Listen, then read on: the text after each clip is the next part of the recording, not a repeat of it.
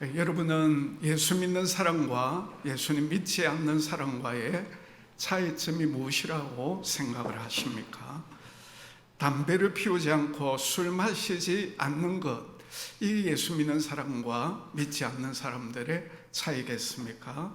물론 예수 믿는 사람들 술 마시지 않고 담배를 피워서는 안 되겠습니다만은 아쉽게도 교회를 다니는 사람 가운데 술도 마시고 담배 피우는 사람들도 적지 않습니다.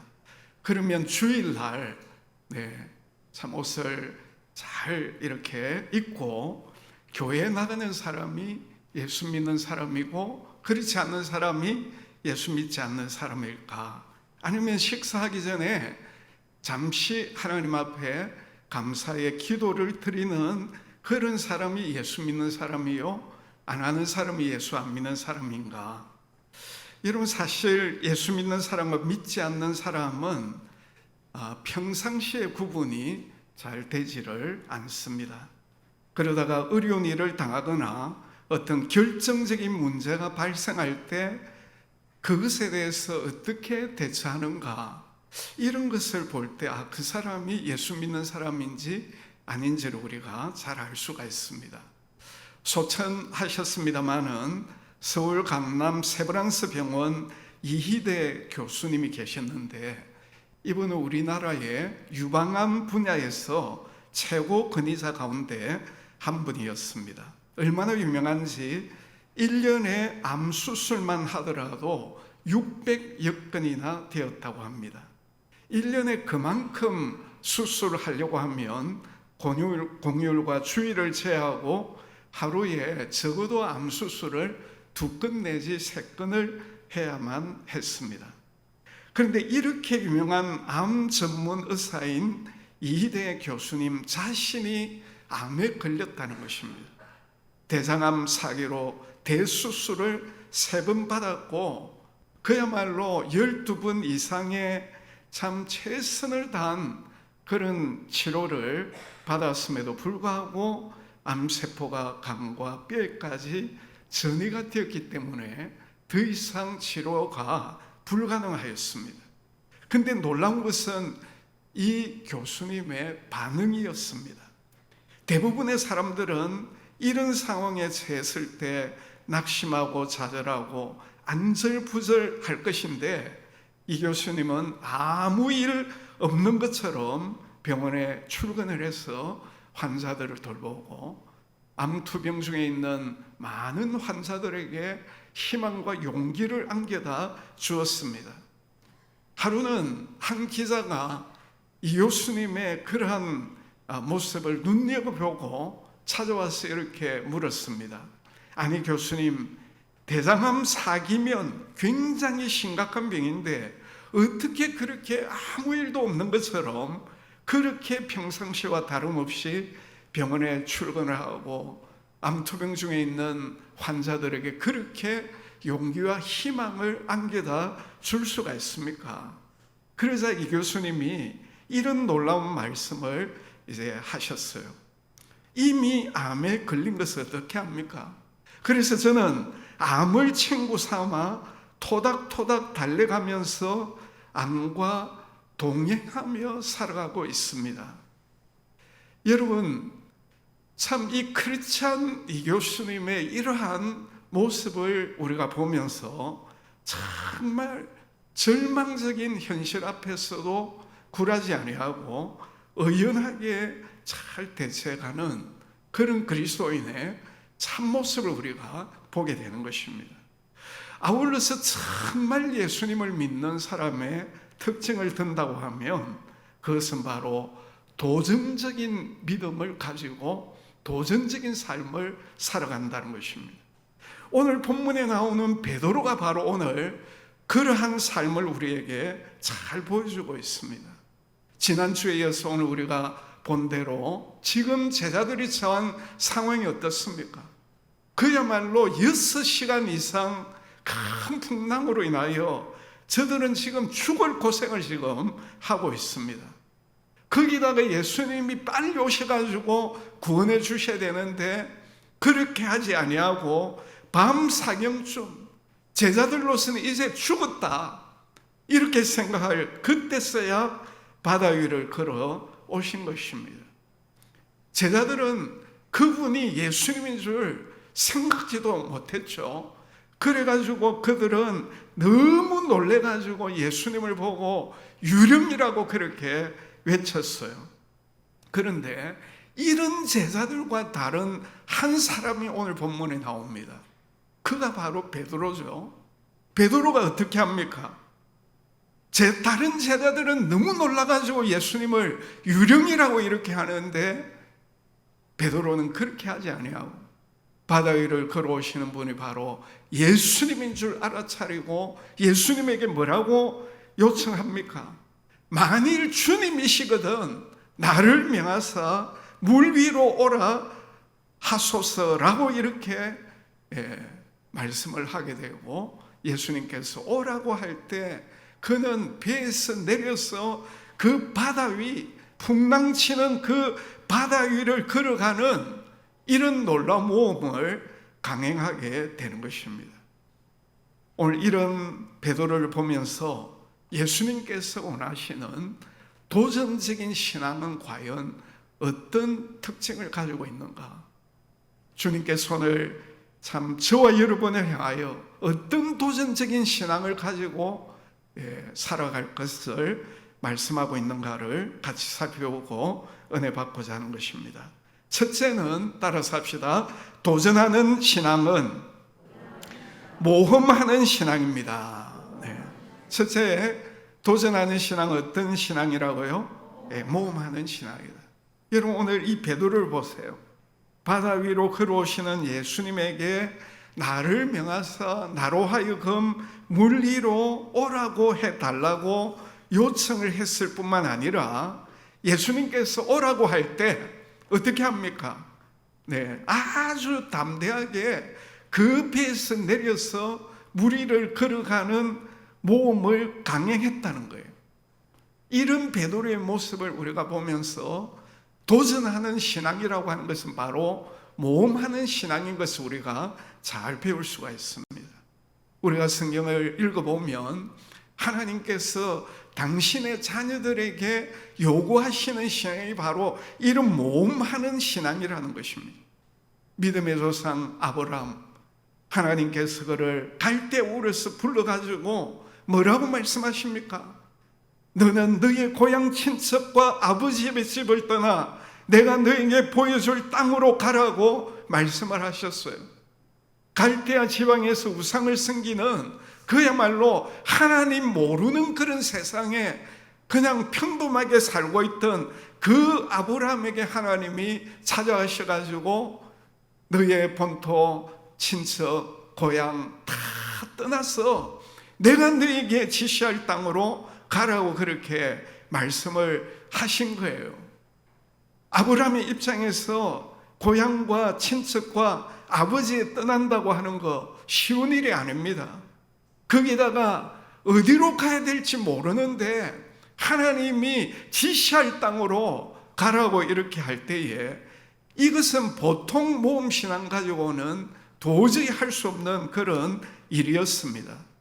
그런데 아브라함은 이런 모험을 요청하는 하나님의 말씀에 대하여 어떻게 이제 반응을 합니까? 우리 다 같이 창세기 12장 3절 읽습니다. 시작. 이에 아브라함이 여호와의 말씀을 뭐 했댔습니까? 따라갔다고 했습니다. 그리고 히브리서 11장 8절에 보면 믿음으로 아브라함은 부르심을 받았을 때 순종하여 장래 유업으로 받을 땅에 나아갈새 갈 바를 알지 못하고 나아갔다. 여러분, 갈 바를 알지 못하고 나아가는 이런 아브라함의 이런 순종의 모습은 바로 그에게 모험적인 믿음이 있었기 때문인 것을 우리가 잘 알 수가 있습니다. 하나님은 이스라엘 백성들이 애굽에서 400년 이상 종노릇 할 때에 그들을 그냥 버려두시지 아니하시고 모세를 통해 그들을 거기에서 건져내시지 않습니까? 그리고 그들에게 굉장히 큰 모험을 요구하신 거예요. 그 모험이 어떤 모험입니까? 바로 홍해를 건너는 일이었습니다. 이것은 그 누구도 생각하지 못했던 일입니다. 모세 입장에서 이것이 얼마나 큰 모험이겠습니까? 홍해를 건너기 위해서 저들이 준비한 것 아무것도 없었어요. 그리고 200만 명이 넘는 그 많은 이스라엘 백성들이 어떻게 그 홍해를 건널 수가 있겠습니까? 그런데 하나님께서 모세와 이스라엘 백성들에게 그들이 도저히 생각하지 못했던 너희들 홍해를 건너라고 하는 어마어마한 모험을 요청을 하신 것입니다. 그리고 우리가 잘 알다시피 모세뿐만 아니라 이스라엘 백성들이 하나님의 말씀에 그 모험을 요청하는 하나님의 말씀에 그들이 믿음으로 순종했을 때 바다가 갈라지고 그 가운데로 건너가게 되는 놀라운 기적을 체험하지 않았습니까? 여러분, 오늘 우리 가운데 열등감에 빠져가지고 나는 이래도 안 되고 저래도 안 돼, 늘 자신을 비관하고 주어진 현실에 그냥 그대로 이스라엘 백성들이 400년 이상 애국에서 노예 생활 거기에 순응하며 살아가는 것과 같은 그런 삶을 살고 있는 분은 안 계십니까? 아니면 무엇을 하든지 삐딱한 시선으로 쳐다보고 비판만 하는 그런 분이 안 계십니까? 하나님은 이 두 가지 모두 다 싫어하십니다. 이스라엘 백성들, 그 하나님이 분명히 젖과 꿀이 흐르는 약속의 땅을 너희들에게 주겠다고 했는데 12 정탐꾼들 정탐하러 가가지고 10명의 정탐꾼 뭐라고 합니까? 우리가 보니까 하나님 말씀대로 젖과 꿀이 흐르는 땅은 분명한데 거기에 사는 사람들 보니까 우리는 그들에 비해서 메뚜기에 불과하다고, 그래서 올라가면 우리 전부 다 죽는다고. 그리고 그 말에 전부 다 동요된 이스라엘 백성들 밤새도록 통곡하고, 심지어 모세까지 죽이려고 이렇게 하지 않습니까? 그런 이스라엘 백성들 하나님 기뻐하지 않았어요.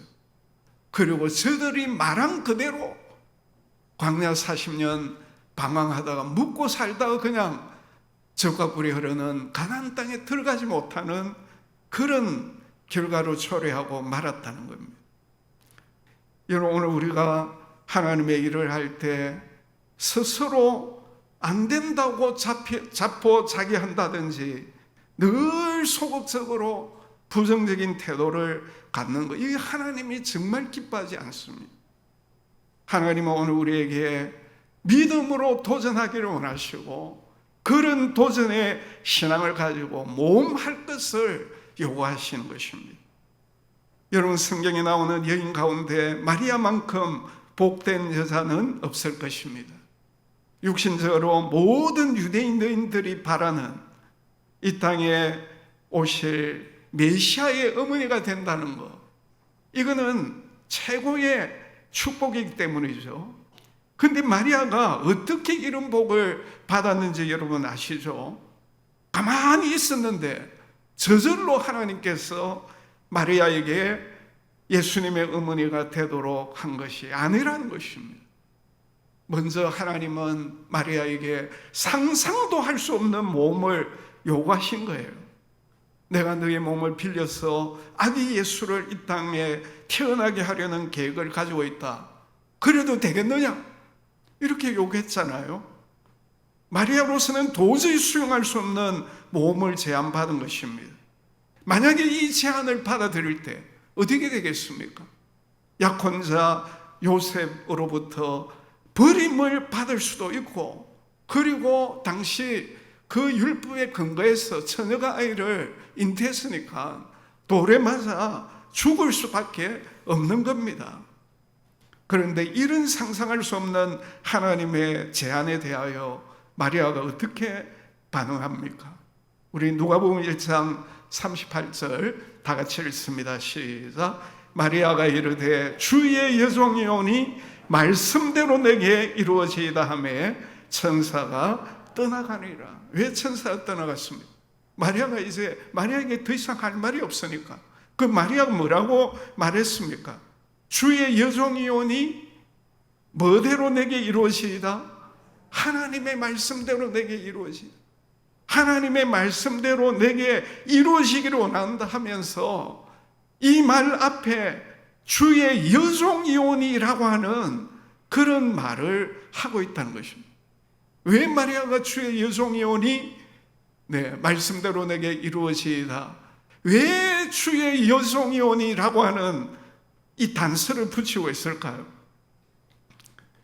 종에게는 아무런 선택권이 없으니 주인 되시는 하나님께서 알아서 하시기 바랍니다.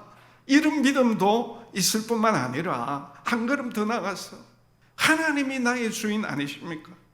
내가 생각하기에는 하나님의 그 말씀은 정말 말도 되지 않는 제안이지만은 하나님이 내 주인이시기 때문에 저를 죽는 길로 인도하지 않으실 것을 저는 믿습니다. 그러니까 하나님 말씀에 제가 순종하겠습니다. 바로 이런 뜻이 담겨져 있다는 것입니다. 마리아 입장에서 도저히 수용하기 힘든 그런 모험이었지만 마리아는 하나님이 나의 주인이시오, 하나님이 내 죽이려고 그렇게 말씀하시지 않았다는 것을 분명히 믿었기 때문에 그 하나님의 제안을 그대로 받아들이고 모험적인 그런 삶을 살아가게 된 것입니다. 바로 그런 마리아였기 때문에 예수님의 육신의 어머니가 되는 유대인 여인으로서 최고의 복을 받게 된 것입니다. 여러분, 하나님은 오늘 우리에게도 이런 모험하는 신앙을 갖기를 원하십니다. 하나님께서 우리의 생각으로는 도저히 이해할 수 없는 요구를 하실 때 오늘 우리도 마리아처럼 말씀대로 이루어지기를 원합니다. 왜? 주님이 나의 주님이시니까. 설마 내가 망하는 길로 인도하시겠습니까? 저는 그렇게 믿지 않습니다. 주인 되신 하나님이 저를 반드시 좋은 길로 복을 주시기 위함인 줄 저는 믿습니다. 바로 이런 모험하는 믿음을 통해서 하나님이 이 무명의 여자였던 마리아가 예수님의 어머니가 되는 그야말로 최고의 그런 복을 허락하신 것처럼 오늘 저와 여러분들도 하나님의 말씀 앞에 우리 인간의 어떤 지식으로 경험으로 도저히 이해가 되지 않는 그런 말씀이라 할지라도 모험하는 믿음으로 순종하셨어 마리아가 받았던 놀라운 축복을 받게 되시기를 주님의 이름으로 축복합니다. 두 번째로 따라서 합시다. 도전하는 신앙은 먼저 하나님의 뜻을 구하는 기도가 있어야 합니다. 네. 자, 모험하기 전에 뭐가 먼저 있어야 된다고요? 하나님의 뜻을 구하는 기도가 있어야 되는 거예요. 간혹 주일학교 교사들 가운데 오늘 본문을 잘못 보고 베드로가 성질이 급해가지고 예수님을 보자마자 물에 뛰어들다가 그만 빠져 죽을 뻔했다, 이렇게 이제 아이들에게 이야기하는 분들이 우리 교회 교사들은 아무도 없죠? 아무도 없죠? 네, 아무도 없답니다. 근데 이제 좀 한 번씩 그런 분들이 있어요. 근데 오늘 본문을 자세히 보면은 베드로가 절대 그렇게 하지 않았다는 것을 볼 수가 있습니다. 여러분, 이 베드로가 얼마나 침착하게 예수님에게 지금 뭐라고 이야기합니까? 우리 28절 다 같이 읽어봅니다. 시작. 주여, 만일 주님이시거든 나를 명하사 물 위로 오라 하소사니. 그냥 막 물이 뛰어든 거 아니잖아요. 예수님에게 지금 제가 만약 주님이 주님이시면 나를 명하사 물 위로 오라 하소서, 이렇게 예수님에게 먼저 물어봤다는 거예요. 그리고 예수님이 오라고 할 때 그때 그가 바다 위로 뛰어들었다는 것입니다. 요즘 말로 이야기하면 철저하게 하나님 앞에 먼저 기도하고 하나님이 응답해 주셔서 그 다음에 모험에 그런 삶을 살아갔다고 하는 것입니다. 우리 중에 하나님께 손을 우리에게 모험하기를 원하신다, 이것만 기억하는 분들이 있어요. 그리고 자신이 원하는 것을 하면서 하나님이 원하시는 모험을 한다고 그렇게 착각하는 분들도 있습니다. 예를 들면 자신이 다니기 싫어하는 회사에 사표를 내면서 하나님이 원하시는 모험을 하기 위해서다. 자, 이거는 분명히 잘못된 거라는 것이죠. 여러분, 베드로가 물 위에 그냥 뛰어든 것이 아닙니다. 하나님 앞에 예수님에게 분명히 묻습니다. 만일 주여 주님이시면 나를 명하사 물 위로 걸어오게 하소서. 분명히 물어보고 예수님이 오라고 할 때 그가 이제 뛰어들었다는 것입니다. 오늘 저와 여러분이 신앙적인 모험을 하되 먼저 하나님 앞에 반드시 기도하고 응답받고 난 뒤에 해야 된다는 것을 오늘 우리가 잊지 말아야 하는 것입니다. 그러려면 먼저 기도해야 되겠죠. 그리고 응답을 받아야 안 되겠습니까? 오늘날 우리 그리스도인들이 무기력한 이유가 무엇입니까? 초대 교회들은 우리보다 훨씬 숫자도 적었습니다. 그럼에도 불구하고 당시 시대와 민족을 뒤집는 그런 역사를 일으키지 않았습니까? 그들에 비해 오늘날 우리 크리스찬 수가 얼마나 많습니까? 그럼에도 불구하고 불신자들로부터 비웃음을 당하는 이유가 무엇입니까? 초대교회 성도들이 그렇게 일당백의 역할을 하면서 강한 군사의 삶을 살았는데 오늘 예수 믿는 사람들은 왜 이렇게 시시하게 살아가고 있습니까? 그 이유는 너무나도 간단합니다. 너무너무 기도를 하지 않는다는 것입니다. 전도 대상자를 정하고 기도하고 좋은 관계를 맺고 교회로 초청해서 복음을 전합시다.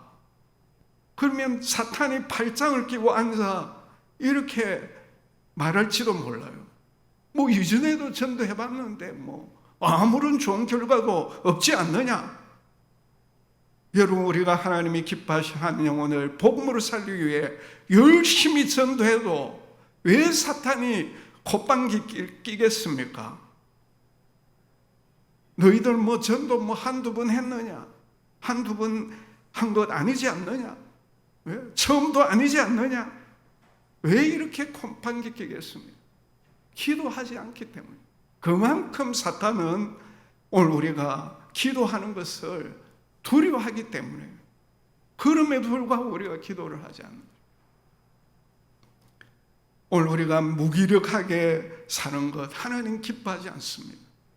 우리가 정말 하나님 앞에 정말 기도하고 성령의 능력을 받아서 담대하게 주님의 복음을 전하는 이런 모험 정신, 이것 오늘 우리가 회복해야 되는 것입니다. 마지막으로 도전하는 신앙은 따라서 합시다. 실패를 두려워하지 않습니다. 우리 옆에 분들에게 실패를 두려워하지 맙시다. 앞서 말한 대로 베드로가 하나님의 뜻과 상관없이 성격이 급해가지고 물에 뛰어든 것이 아닙니다. 분명히 예수님에게 물어보고 오라고 할 때 배에서 내려서 물 위로 걸어간 거예요. 29절을 보십시오. 오라 하시니 베드로가 배에서 내려 물 위로 걸어서 예수께로 가되. 근데 여러분, 결과가 어떻게 되었습니까? 물에 빠졌잖아요. 오늘 우리가 하나님의 말씀대로 순종했음에도 불구하고 오늘 우리의 하는 일들이 잘 안 될 수도 있고 우리의 가정에 문제가 있을 수도 있어요. 그러나 그것이 우리를 결과적으로 망하게 하거나 실패하게 할 수는 없다는 것입니다. 베드로 물에 빠졌습니다마는 주님께서 즉시 손을 내밀어서 그를 건져주시고 배에 함께 올라주셨어요. 여러분, 우리 오늘날 우리 그리스도인들이 나약한 이유가 무엇입니까? 이미 이야기한 대로 너무 기도하지 않게, 기도를 너무 안 하니까 어떻습니까? 성도들이 너무 상처가 많아요. 목회자가 상처받은 교인들 위로하는데 시간 다 낭비합니다. 왜 이렇게 상처가 많습니까? 옛날 우리 믿음의 선배들 지녔던 그 믿음의 야성, 오늘 우리에게 얼마나 있습니까? 우리 믿음의 선배들 우리보다 힘들고 어려웠지만은 새벽을 깨우고 하나님 앞에 기도했습니다. 수요 기도에, 금요철야 기도에, 산상 기도에, 금식 기도, 얼마나 기도 많이 했습니까? 그 기도가 믿음의 야성을 만들어낸 것입니다. 그래서 어지간 일에도 놀라지 아니하고 절망하지 않습니다. 베드로가 예수님의 말씀에 순종해서 일시적으로 물에 빠지는 어려움을 겪었지만은, 그러나 그럼에도 불구하고 주님께서 그의 손을 잡아 주셨고 배에 함께 이제 올라가셨다는 거 우리는 잊지 말아야 되는 것입니다. 다윗도 그 하나님과 이스라엘을 모욕하는 그 골리앗 앞에 담대히 나아갔을 때 하나님께서 이 다윗을 통하여 골리앗을 무너뜨리는 이런 놀라운 경험을 하지 않았습니까? 오늘 우리 모두에게 참 끊임없는 문제들이 우리 앞에 있습니다만은, 그러나 베드로 같은 그런 믿음 가지고, 다윗과 같은 그런 믿음을 가지고 우리가 나아가게 될 때 비록 넘어지고 실패할 수 있습니다만은, 그러나 하나님께서 오늘 우리의 손을 붙잡아 주시고 결국에는 이길 수 있게 해주심을 믿으시기를 바랍니다. 여러분, 바다에 풍랑이 일어났을 때 베드로와 제자들은 이제 그 참 배를 붙잡고 죽지 않으려고 몸부림치잖아요. 그런데 그 배에 예수님이 계시지 않았습니다. 예수님이 계신 배 밖으로 뛰어들면은 죽을 것 같습니다. 마찬가지로 오늘 저와 여러분이 내가 이것 때문에 보호받고 있다고 생각하는 것 과연 무엇입니까? 그 안에 예수님이 계십니까? 오늘 우리는 도전정신, 모험정신을 회복해야 합니다. 하나님을 의지하는 그런 믿음을 가지고 날마다 하나님 앞에 나아가서 기도하고 부르짖어야 합니다. 그래서 하나님이 우리에게 응답하실 때 우리는 하나님을 전적으로 믿고 모험할 때, 어떤 때는 물에 빠지는 그런 실수도 하지만, 그러나 주님께서 우리의 손을 붙잡아서 건져주시는 이런 체험을 하게 될 것입니다.